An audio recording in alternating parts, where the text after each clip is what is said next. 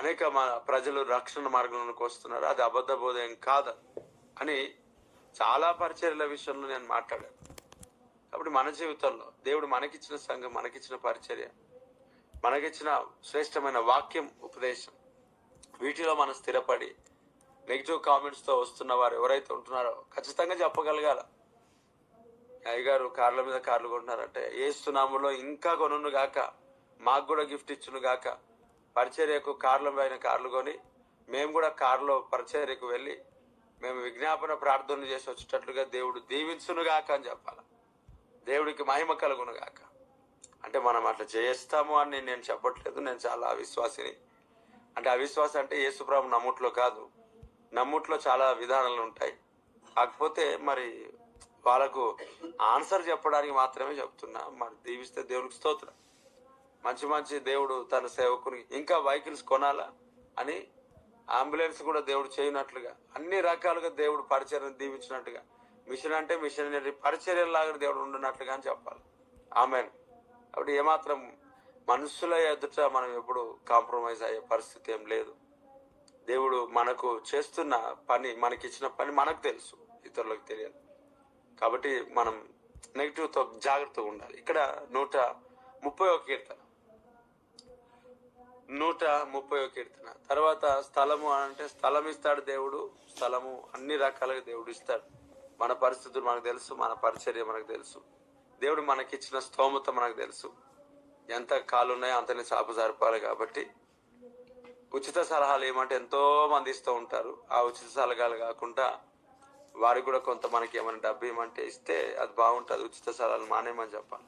లేక సలహాలు ఇవ్వకపోవడం మరలా, లేకపోతే రోజు ఒక గంట సేపు ప్రార్థన చేయమని చెప్పాలి. ఇంకొంతమంది బయలుదేరుతారు, మీ కొరకు ప్రార్థన చేస్తున్నాను కాబట్టి మేలు కోరి చెప్తున్నాను అంటారు. ఇలాంటి మాటలు నమ్మకూడదు.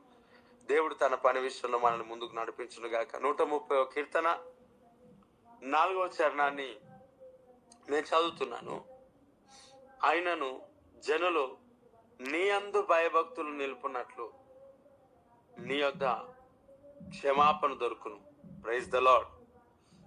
ఇది నా ఉదయకాల సమయంలో ప్రియులారా, మనం ఏదైతే ప్రభు సన్నిధికి వచ్చి ఉన్నామో శ్రేష్టమైన ఉదయకాల సమయం దేవుడు మనకిచ్చాడు. నిజంగా గత కొన్ని దినములుగా ఈ గూగుల్ మీట్ ఉదయకాల ప్రార్థన అనేది ఎంతో ప్రభు సన్నిధిలో ఆశీర్వాదాన్ని, దీవెనను కలుగు చేస్తుంది.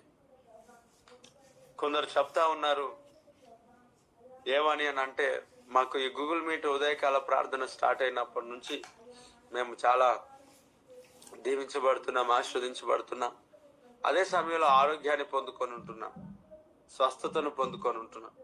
మాకు తెలియకుండానే అనేక సమస్యలు, అనేక పరిస్థితులు అన్నీ చక్కబడుతున్నాయి. దేవుడు మమ్మల్ని స్వస్థపరుస్తున్నాడు, విడుదలిస్తున్నాడు. నిజంగా మేమెంతో ఆశీర్వదింపబడుతున్నాం అని కొంతమంది సాక్ష్యములు తెలియజేస్తుంటున్నారు. నాకు తెలిసి అదే సమయంలో అందులో ఏం ప్రార్థన చేస్తారు, రొటీన్ ప్రార్థనే కదా అని చెప్పి బోరుగొట్టి రాలేని వాళ్ళ స్థితిలో కొంతమంది ఉన్నారు. ఇదే పరిచర్య సంఘానికి చెందిన వారముగా మేము ఉన్నామని చెప్పుకొనొచ్చు ఈ గూగుల్ మీట్ లో కూడా జాయిన్ అయ్యి ప్రార్థించలేని స్థితిలో ఉన్నారు. ఓకే, వీరన్నిట్లో మనం ఏం చేస్తాం? వీళ్ళంతట్లో ఇలాగుంటే మరి ఎక్కడన్నా అడుగుతాడో అని భయము కలిగి జాయిన్ అయ్యి పడుకునే వాళ్ళు కూడా ఉన్నారు. వారికి ప్రత్యేకమైన వందనాలు, దేవుడికి స్తోత్రం. ఇక్కడ దేవుడి సన్నిధిలో చెప్తా ఉన్నాడు, ఆయనను జనులు నీ అందు భయభక్తులు నిలుపున్నట్లు. ఆయనను ఆయనను అనంటే, ఆయనను అనే మాట చాలా మనము ఎటుపడితే అటు ఫ్లెక్సిబిలిటీ ఉన్న వర్డ్ ఏమో నాకు తెలిసి. అయినను అయినను అయినను అని అంటే అర్థం ఏంటి? ప్రియులారా, మనం ఒకసారి గమనిస్తే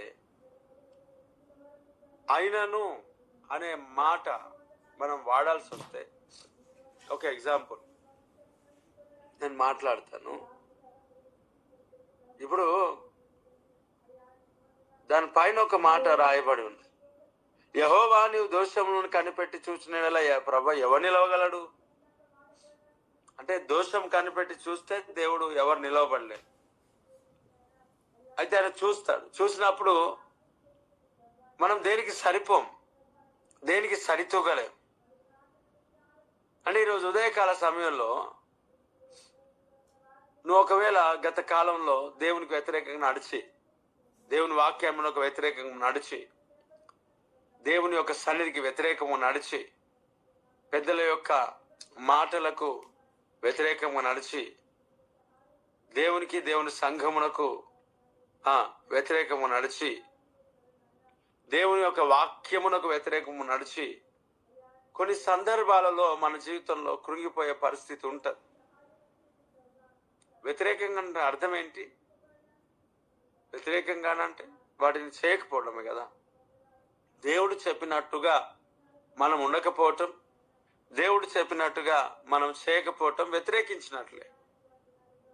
వ్యతిరేకించడం అని అంటే అది నాకు నచ్చట్లేదు అనే దానికంటే, దేవుని నమ్ముతున్నామని చెప్పి ఆయన మాటలను మనం పోయిన ఎడల మనం ఏమై ఉన్న వారం అవుతాం? ఖచ్చితంగా డెఫినెట్లీ దేవుని వ్యతిరేకించిన వారం అవుతాం. గవర్నమెంట్ చెప్పింది ఆధార్ కార్డు తీసుకోమని, మరి తీసుకోలేరు అంటే వ్యతిరేకించినట్లే కదా. ఇప్పుడు మనకు వ్యతిరేకము, మనము ఎప్పుడైతే వ్యతిరేకిస్తామో అప్పుడు జరిగే కార్యక్రమం ఏంటి అని అంటే, ఆధార్ కార్డు లేనందువలన మనం ఏ పని చేయలేని స్థితిలోనికి వెళ్ళిపోతాం. మరి ఇదేంటి అని అంటే, నువ్వు సిస్టానికే నువ్వు వ్యతిరేకంగా ఉన్నావు, అధికారమునకే వ్యతిరేకంగా ఉన్నావు. అధికారమునకే వ్యతిరేకంగా ఉన్నప్పుడు నీ జీవితంలో బ్లెస్సింగ్స్ ఎక్స్పెక్టేషన్ అనేది ఎలా చేసుకుంటావు? కుదరని పని. కాబట్టి అనేక సందర్భాలలో మన జీవితాల్లో మనం నడుస్తున్న విధానంలో ఎన్నో రకాలుగా భయము, భీతితో మనం ఉంటాం. ఎందుకు? మనల్ని నిజముగా దేవుడు క్షమించాడా? మనం నిజముగా ఎంత పాపులము? అసలు దేవుడు ఆయన నీతిని, ఆయన పరిశుద్ధతను మనం ఒక్కసారి జ్ఞాపకం చేసుకుంటే ఆయన ఎదుట మనం నిలవబడగలమా? ఆయన మనల్ని కనిపెట్టి చూసినప్పుడు, పరిశీలన చేసినప్పుడు ఎక్కడో ఒక దగ్గర మచ్చ అనేది కనిపిస్తుందేమో, ఆ టైంలో నిజంగా మనం ఎలా తట్టుకోగలుగుతాం? కాబట్టి పాప భయము చేత, లోక భయము చేత, అపవాది కార్యముల చేత పశ్చాత్తాప పడినప్పటికీ కూడా ప్రశాంతత రాలేని ఒక పరిస్థితి నీ జీవితంలో ఒకవేళ ఏదైనా ఉన్నట్లయితే, ఇది నా ప్రభువు సన్నిధిలో నువ్వెంతగా చెడిపోయినను, నువ్వెంతగా పాడైనను అయినను, లేదన్నా నేను పలానా ఇలాగ అయింది పరిస్థితి, అయినను ప్రియ దేవుని బిడ్డలారా, అయినను. రీసెంట్గా ఒక సహోదరులా వచ్చాడు. ఇది మరలా సెకండ్ కేసు. ఇది ఇంతకు ముందు చెప్పాను కదా, అది కాకుండా ఇంకొకటి సెకండ్ కేసు. ఈ కేసు కూడా ఏమంటారంటే, నేను చాలా పాపంలో పడిపోయినానంటే, దేవుడు ఎంతగా చెడిపోయినా క్షమిస్తాడయ్యా, నువ్వు పశ్చాత్తాపడుతున్నావు కదా, దేవునికి స్తోత్రం. మరలా డైలాగ్ కొట్టాడు. ఈ వాక్యం ఎలాగ అర్థం అవుతుందో నాకు అర్థం కావట్లేదు ఇలా. ఆయన అంటాడు, నేను దావీదు వల్లే పాపంలో పడిపోయినానన్నా అంటాడు.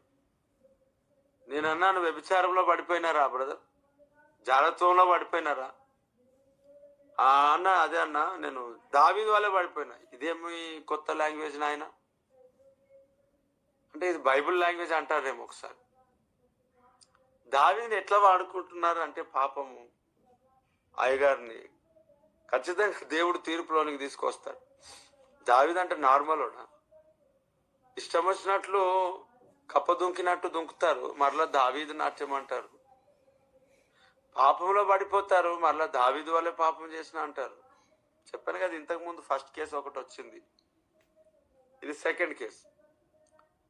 ఈ దావీదు వల్లే పడిపోయినా అని చెప్పుడు పోయిపోయి నా దగ్గరే దొరుకుతారు వీళ్ళంతా.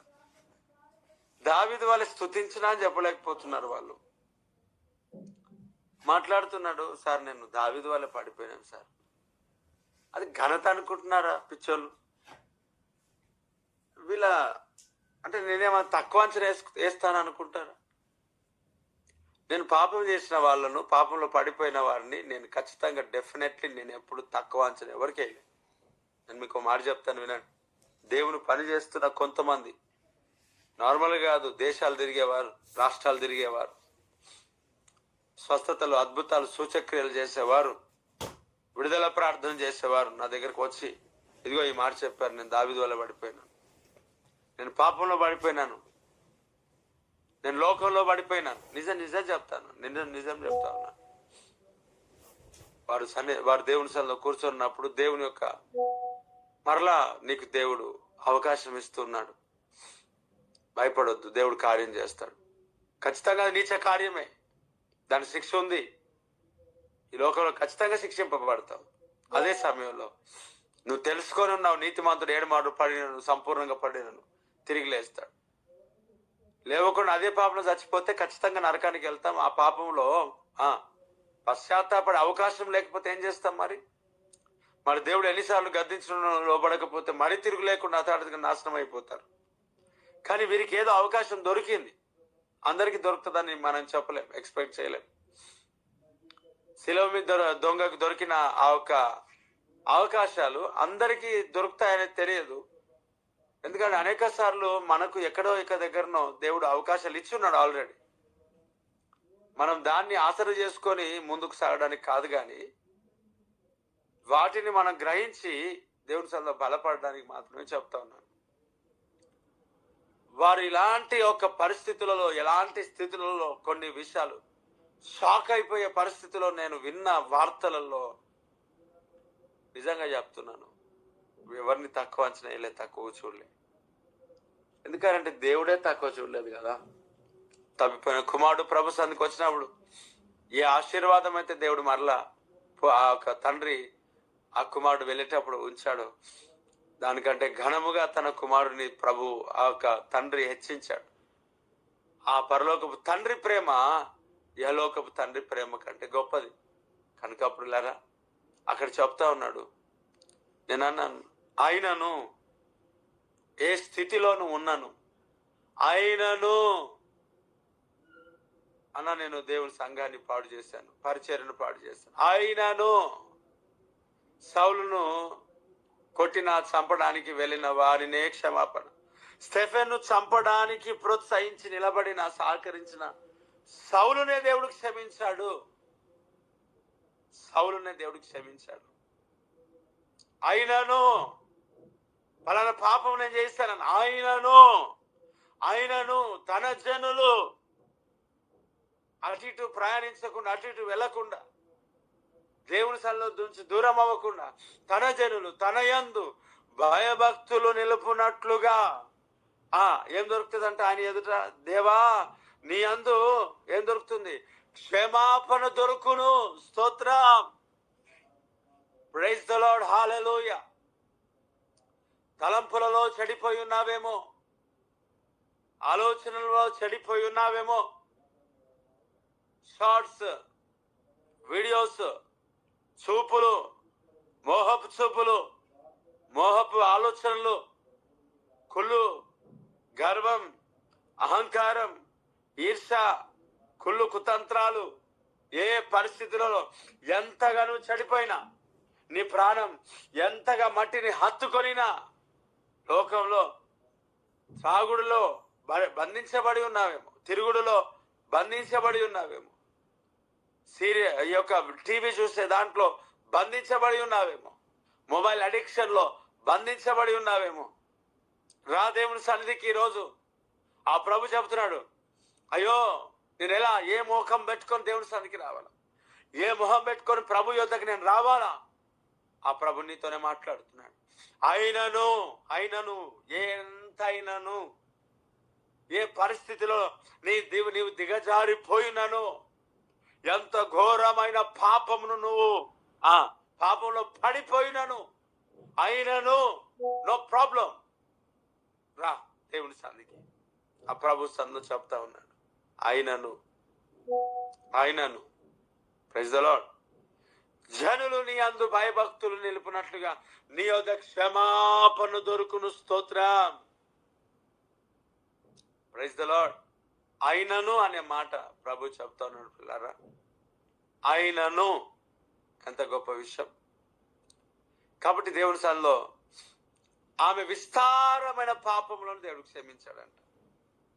అయ్యా, మీరు మీ ఇంటికి వస్తే నాకు నీళ్ళు ఇవ్వలేదు కాలు కడుక్కోవడానికి, కానీ ఆమె నా పాద సన్నిధికి వచ్చి ఆ పాద సన్నిధిలో కూర్చొని అత్తరు బుడ్డి పగులగొట్టి అత్తరు పూసి తన తల వెంట్రుకలతో నా పాదాలను కడుగుతుంది కదా. ఆమె నన్ను విస్తారముగా ప్రేమించటం ద్వారా ఆమె విస్తారమైన పాపములను క్షమించబడ్డాయి. దేవునికి స్తోత్రం.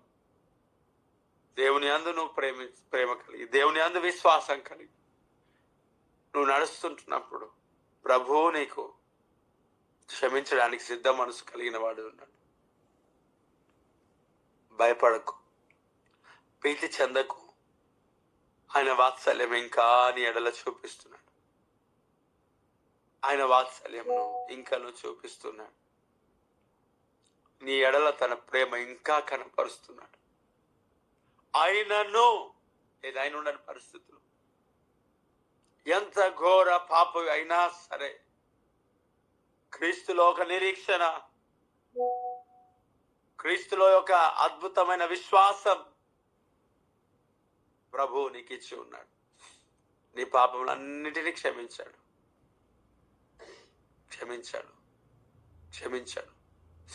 ఆయన క్షమించలేని ఒక పరిస్థితి, పాపలు అంటే ఏమి లేవు.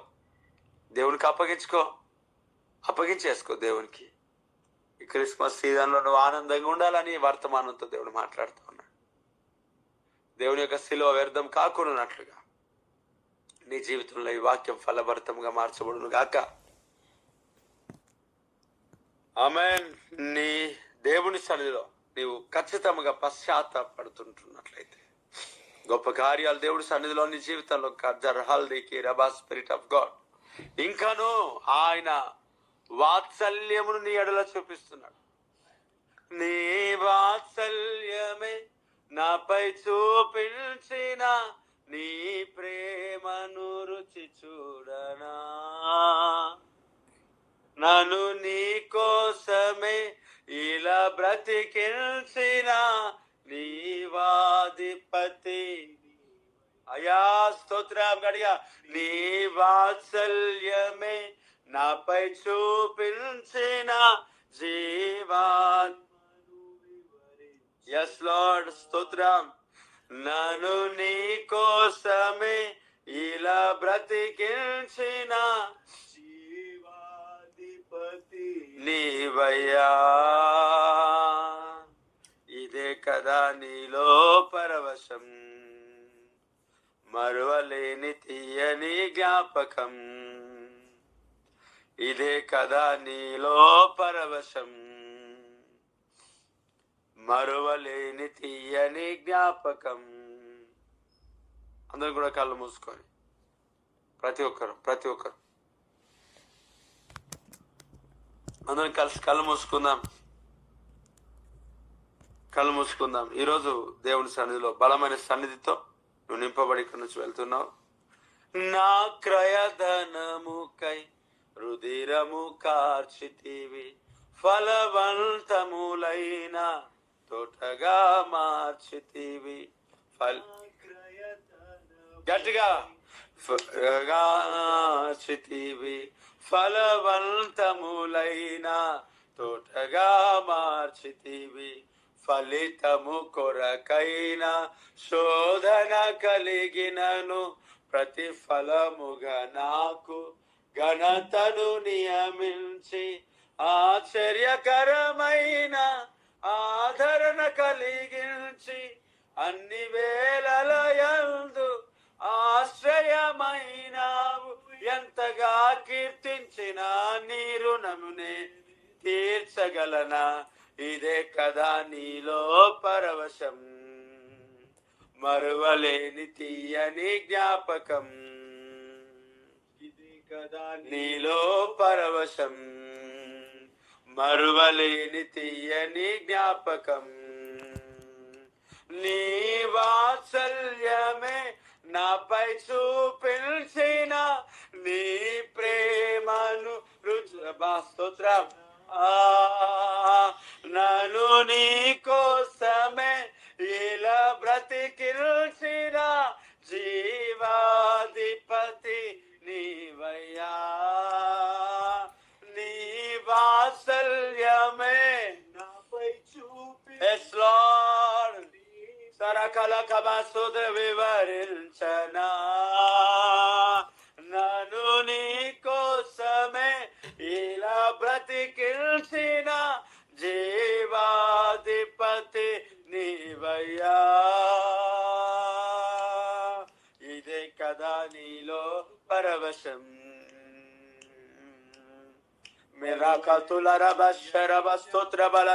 గట్టిగా గట్టిగా రబ రబ. సాక్షి సమూహము మేఘము వలెను. గట్టిగా. నాలో కోరిన ఆశలు నెరవేరగా సాక్షి సమూహము వలె నుండి నాలో కోరిన సభ. స్తోత్రం స్తోత్రం స్తోత్రం. గడిగా. వేలాది దూతల ఆనందము చూచి కృప మహిదైశ్వర్యం నే పొందిన వేళ మహిమలోనే నిలిచిన వేళ మాధుర్యలోకాన చూచిన వేళ ఎంతగా కీర్తించిన నీ రుణము నేను తీర్చగలనా. ఇదే కదా నీలో పరవశం. మరువలేని తీయని జ్ఞాపకం.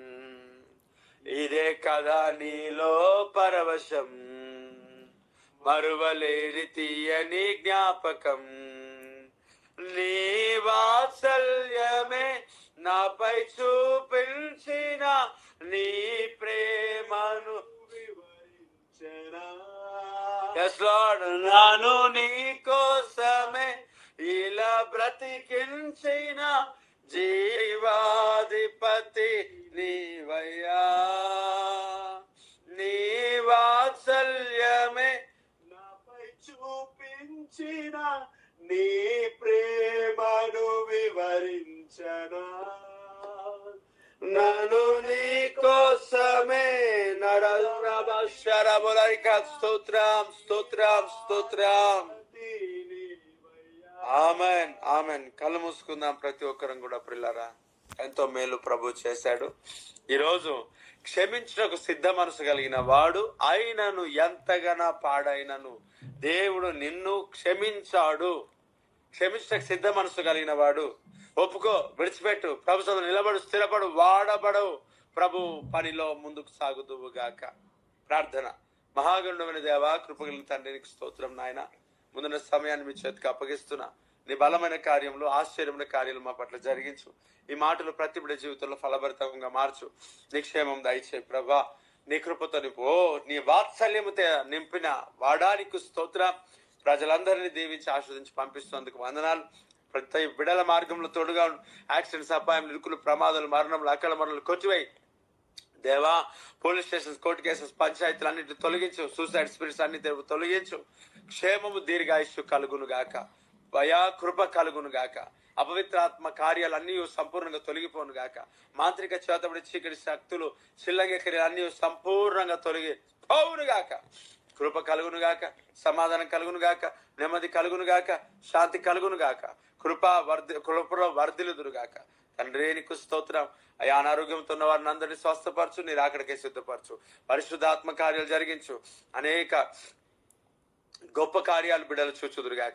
ఆశ్చర్యమైన కార్యాలు బిడ్డలు చూచుదురుగాక. మహత్ కార్యాలు బిడ్డలు చూచుదురుగాక. సమాధాన కార్యాలు బిడ్డలు చూచుదురుగాక. ఈ రోజంతా తోడుగా ఉండు. ప్రమాదాలు కొట్టివేయి, అపాయములు కొట్టివేయి, ఇబ్బందికరమైన ప్రతి పరిస్థితులన్నీ కొట్టివేయి. దీర్ఘాయుష్తో, అభిషేకముతో, కృపతో, నెమ్మదితో, శాంతితో, సమాధానంతో వర్ధిలింప చేయి ప్రభా. నీకు స్తోత్రం అయ్యా.